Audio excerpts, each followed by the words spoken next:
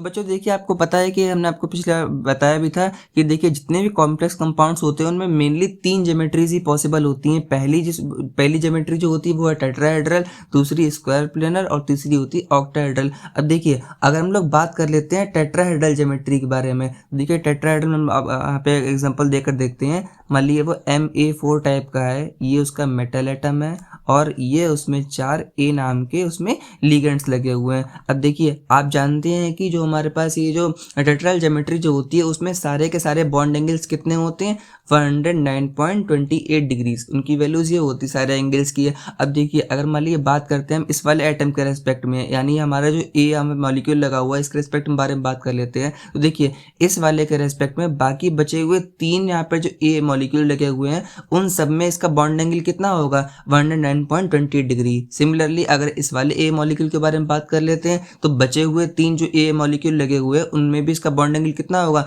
109 degree 28 minute. तो देखिए यहाँ पे कहने का मतलब क्या है, कहने का मतलब यहाँ पर सिर्फ इतना है कि मतलब किसी भी एक मॉलिक्यूल को पिक कर लेते हैं तो उसके रेस्पेक्ट में बाकी तीनों की पोजीशन जो होंगी वो इक्विवेलेंट हो जाएंगी, रिलेवेंट हो जाएंगे एक दूसरे से, क्योंकि उनका डिस्टेंस और बॉन्ड एंगल एक दूसरे से बिल्कुल बराबर होगा। तो पहला पॉइंट तो ये हो गया कि इसी वजह से ये जो है ये आइसोमेरिज्म को शो नहीं कर पाएगा। क्योंकि अगर बात कर लेते हैं हम लोग प्रॉपर्टीज के बारे में, तो पिछले वाला एग्जांपल में दिया था उसमें हम लोग किसी एक कंपाउंड को किसी एक मॉलिक्यूल के रेस्पेक्ट में चेक कर रहे थे कि हमारा ये वाला कंपाउंड जो आइसोमेरिज्म शो करेगा कि नहीं करेगा। क्योंकि जैसे पिछले वाला एग्जांपल दिया था हमने कार्बन वाला, तो उसमें क्या हो रहा था, हम लोग कार्बन से चेक कर रहे थे कि कार्बन के दोनों सेम साइड में हमारे मॉलिक्यूल्स लगे हुए हैं, एटम लगे हुए हैं, या फिर डिफरेंट साइड में लगे हुए हैं। तो सिमिलरली यहाँ पर भी हम लोग वही चेक करने की कोशिश करेंगे, तो हम लोग क्या पाएंगे कि मॉलिक्यूल के रेस्पेक्ट में बाकी बचे हुए 3 मॉलिक्यूल्स क्या हो जाएंगे, यहाँ पर एग्जैक्टली उनकी पोजीशन जो है वो एक दूसरे से रिलेवेंट हो जाएंगी। और दूसरे बारे में बात कर लेते हैं, तो आप जानते हैं कि टेट्राहेड्रल हमारा मॉलिक्यूल जो होता है वो एसिमेट्रिक मॉलिक्यूल होता है। अब देखिए एसिमेट्रिक के बारे में हम लोग बात कर रहे हैं, इसका मतलब यहाँ पर क्या हो जाएगा कि इसके अंदर कोई भी लाइन ऑफ सिमेट्री पॉसिबल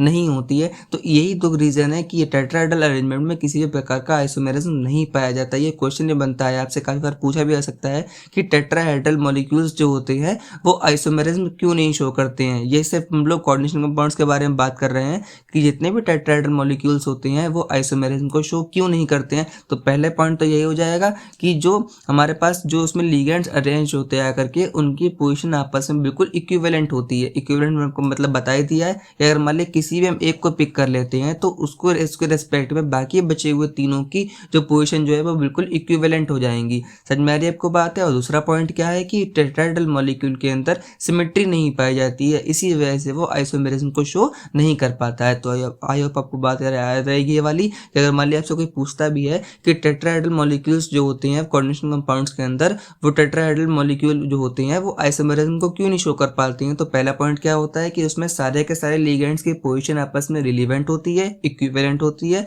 और दूसरा पॉइंट यहाँ पर ये होता है कि उनमें लैक ऑफ सिमेट्री होता है, उसमें सिमेट्री नहीं पाई जाती है।